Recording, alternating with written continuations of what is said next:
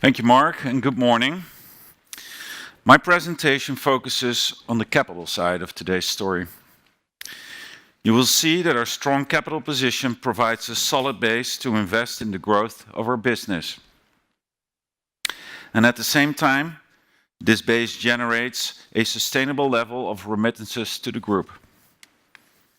And then, moving to a key industry topic, long-term care. I will address how we are actively managing our long-term care book and the shifting focus in recent years on new sales that mitigate risk to the company while providing value to our customers. Obviously, capital and long-term care are only two pieces of the financial story. We've made a lot of progress over the past 5 years on improving profitability, consistently growing our return on capital from 6.5% in 2015 to our target level of 9% in 2018, a level which we achieved in the second quarter of this year. We also continue to focus on profitability of our new business to ensure we sustain the much improved levels of profitability going forward. This approach enables us to support the growth of the business while continuing to pay significant remittances to the holding. Our track record speaks volumes, $13 billion since 2010. Over those years, we improved the quality of our capital generation, generating proportionally less capital by releasing required surplus, and a larger proportion from consistent in-force performance. At the same time, the US insurance industry is going through a number of changes to the capital regime. I'm pleased to be able to show how we have successfully navigated through this transformation and expect to improve the strength of our capital position relative to the industry. Mark took you through our 5-part plan and the management actions we have been taking to improve profitability of our back book. One such an example is the active management of our long-term care book, which over the past 2 years has performed in line with expectations. I will take you through some more detail on how we manage this block, and we have provided additional disclosures today to better analyze the sensitivities of this business to its assumptions. Nick Godin, our Chief Actuary, and I will be happy to discuss this in more detail in our breakout meetings later today. Here on slide 3, we capture how we fundamentally think about our capital management. Our approach is rooted in a strong capital position, which enables us to support growth of our business, while at the same time paying substantial remittances to the group. Maintaining a well-diversified product portfolio supports the predictability of capital generation by our business, together with a well-managed risk profile. Management actions, such as simplification of our legal structure, help optimize the business. Earlier this year, we completed the merger of our variable annuity captive into our flagship company, Transamerica Life Insurance Company, realizing a capital benefit of approximately $1 billion. Today, we announce our intent to merge Transamerica Advisors Life Insurance Company and Transamerica Life Insurance Company next year. This is expected to generate another $200 million in capital, thanks to increased diversification benefits. Here on slide 4, you can see that we have consistently been operating at or above the top end of our range of 350 to 450% since 2010. Our RBC ratio has averaged around 465% since the crisis, and it is a conscious decision to keep our ratio at or slightly above the target range, given where we are in the economic cycle with toppish equity markets and a record period of low impairments, and regulatory developments, which I will discuss on the next slide. This slide lays out the significant regulatory changes affecting capital requirements. Let me take you through them one by one. First, we welcome the new framework for variable annuities. as we supported regulators in developing these new rules. The better alignment of valuation of assets and liabilities will significantly reduce hedging volatility and has eliminated the need for a variable annuity captive. We intend to early adopt the framework in 2019 and expect no material impact on our capital position. Secondly, tax reform will reduce the tax offsets reflected in required capital. With the lower tax rate, the government will share less in our losses. This will increase the required capital we need to hold and is expected to have a negative impact on our RBC ratio of around 60 percentage points by year-end 2018. This impact will, however, be essentially offset by management action. Lastly, the adjustment to RBC asset charges is expected to lead to a manageable impact of our consolidated RBC ratio of an estimated 20 to 25 percentage points. At the earliest, this change is currently foreseen for 2020. And then obviously there are developments that might or might not go somewhere. One piece of potential regulatory change that we cannot quantify is the outcome of the study by the Society of Actuaries into Morbidity Improvement performed at the request of the NAIC. The NAIC acknowledged in the fall meeting that changes in assumptions are dependent on many factors, including the starting assumption. But as we said at our first half results, even if we were to remove morbidity improvement from our long-term care reserves, our capitalization will still be at the high end of the range we managed to. On the next slide, I will address the impact from regulatory change on our capital position that we expect in the second half of this year, and the management action we have taken to mitigate this impact. In September, we announced the elimination of our variable annuity captive, which is part of our ongoing process to simplify the legal structure of our business. This captive was originally set up to manage the volatility of our RBC ratio, as there is misalignment between the valuation of our variable annuity reserves and hedges under the existing capital framework. These shortcomings are addressed by the new variable annuity framework, and as a result of these improvements, there is no longer a need for a variable annuity captive. We therefore decided to merge our captive with Transamerica Life Insurance Company. This is expected to lead to a one-time benefit of 50 percentage points on our overall RBC ratio, or, in other words, approximately $1 billion in capital generation. The merger will have no material impact on recurring capital generation. The one-time capital benefit is driven by the release of reserves and lower required capital from diversification benefits. The reserve release is a result of combining the cash flows from the more seasoned block of the captive with Transamerica Life Insurance Company's younger block of business.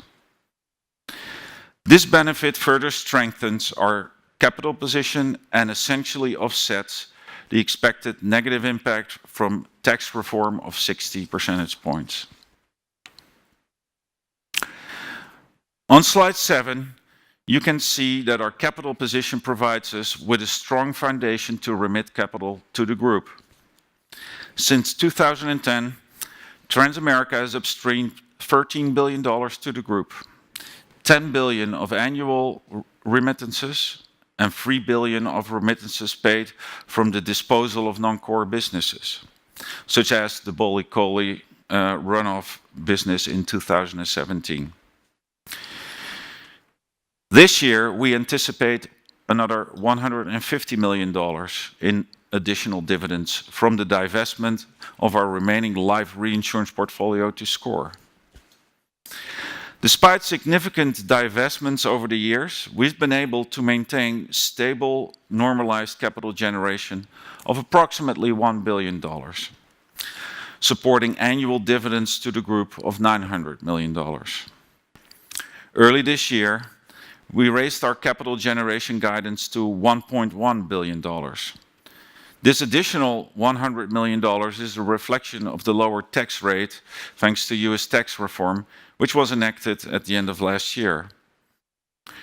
We expect capital generation to increase towards $1.2 billion in 2019, allowing us to both invest in our growth strategy and gradually increase remittances to the group. Looking at our capital generation profile for next year and thereafter, we expect gradually growing capital generation over the medium term. We have increased the quality of capital generation as it has become much less dependent on the release of required capital. To fuel our growth strategy, which Mark laid out in his presentation, we expect a higher new business strain from higher sales volumes. Using normalized capital market returns, this will, however, be more than offset by increasing capital generation from higher fee revenue, the anticipated growth of our Index Universal Life block, and additional revenue from our integrated workplace strategy. All in all, this is expected to lead to gradually growing capital generation and remittances in the coming years. On slide 9, you can see how we protect our dividend-paying capacity through our enterprise risk management and related hedge programs. Our enterprise equity hedge program protects the RBC ratio in a down equity market scenario at multiple points. The aim is to limit the impact to the consolidated RBC ratio at 25 percentage points in case equity markets drop by 25% relative to our base economic scenario. Without this program, such a scenario would lead to a drop of approximately 50%. Tax reform, in combination with the implementation of the variable annuity reform, have led to somewhat higher sensitivities. To anticipate this, we have recalibrated our hedge program without an impact to the running cost of that program. The costs associated with the hedge program will therefore be consistent with the current run rate of about $45 million a quarter. Owen Elf, our head of ALM and hedging, will discuss our hedging strategy in more detail in the breakout sessions. I've now come to the last part of my presentation, in which I will address our long-term care book. In a minute, I will discuss in more detail the 3 levers we use to manage the profitability of the book. First, rate increases, which Transamerica started to request approval for in 2002, so over 15 years ago. The current round of rate increases started in 2016, which increases the present value of future profits by $1.1 billion and is more than 75% done. We currently are at 900 million now, and it represents an average increase of premiums on our total book of 45%. Secondly, investment income and hedging. Since 2002, we have a forward-starting swap program in place to protect us from the reinvestment risk associated with this long-dated business. This program is supporting a portfolio yield of over 7% for the next 20 years. And lastly, reinsurance. Early on, we have reinsurance coverage on 20% of the portfolio, which has some of the richest benefits of our block. On a separate note, long-term care was one of the first businesses that went through model conversion, putting it on the life and health destination actuarial valuation platform already in 2014. The enhanced modeling capabilities that we have developed enable us to examine the business at a more granular level, and as a result, track the experience on the business closely. The manageable sensitivities of the book, which Nick will address in more detail in the breakout session, reflect these management actions and the characteristics of the book. We track the experience on our long-term care book on a monthly basis and review the long-term care assumptions annually.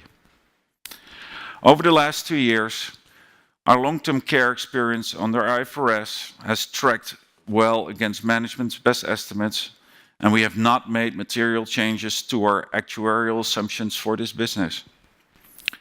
We view the IFRS results as the leading indicator of the health of our long-term care book, as they reflect the best estimate or most up-to-date assumptions based on our emerging experience. The graph shows that our actual to expected claims ratio on IFRS has been tracking close to 100% over the last 2 years, and the experience study results show that the individual morbidity components also show a good fit over the 10-year study period. Because of this good fit, no additional reserve is indicated on either an IFRS basis or a statutory basis. Overall, we will continue to monitor results, review our assumptions annually, and actively manage our long-term care business to ensure we have adequate reserves in place. The long-term care management actions that I mentioned earlier have a combined positive impact on our IFRS reserves of $4.6 billion. The 2016 rate increase program represents a net present value of $1.1 billion. So far, we have realized around $900 million worth of premium increases. The remaining pieces are in various stages of approval. The portfolio yield in excess of 7% represents a reduction in IFRS reserves of $2.3 billion compared with those under statutory accounting, where the average discount rate is around 4%. The reinsurance coverage we have on our portfolio reduces the net IFRS reserves we have to hold by another $1.2 billion. This business has a higher proportion of the richer benefit business, the 5% inflation option. All in all, these in-force measures have generated considerable value for Transamerica. And as you can see here on slide 13, long-term care is not only about managing our in-force book. We also have a successful, profitable new business. The new products we provide are de-risked products where benefits have been capped. The vast majority of the long-term care type of risk we take on our books today consists of long-term care riders on individual life insurance policies instead of standalone policies. In 2012, about a third of new long-term care business consisted of life insurance riders, while this increased to more than 90% in 2017. The riders on life insurance products provide important benefits to our middle-income customers. One of the riders we offer has the option to use the life insurance coverage to pay for long-term care instead, if so desired by the policyholder. So let me conclude my presentation by reiterating our main messages. Transamerica has improved profitability of its business markedly over the past 5 years, witnessed by multiple consecutive years of return on capital expansion. Transamerica has a strong capital position with a ratio well above the target range, and we are successfully managing through regulatory changes by supporting the process of change and taking appropriate management action, and will continue to do so. Our risk management actions and enterprise hedge programs are designed to protect our capital position in adverse markets, resulting in relatively limited sensitivity to a downturn in equity markets. We actively manage our in-force business, including our actively managed long-term care book, and this all results in sustainably growing capital generation, allowing us to both invest in growing the business and increase our remittances to the group. I look forward to continue our conversation in the group meetings. But before we do that, Alex, Mark, and I will be available to take some questions.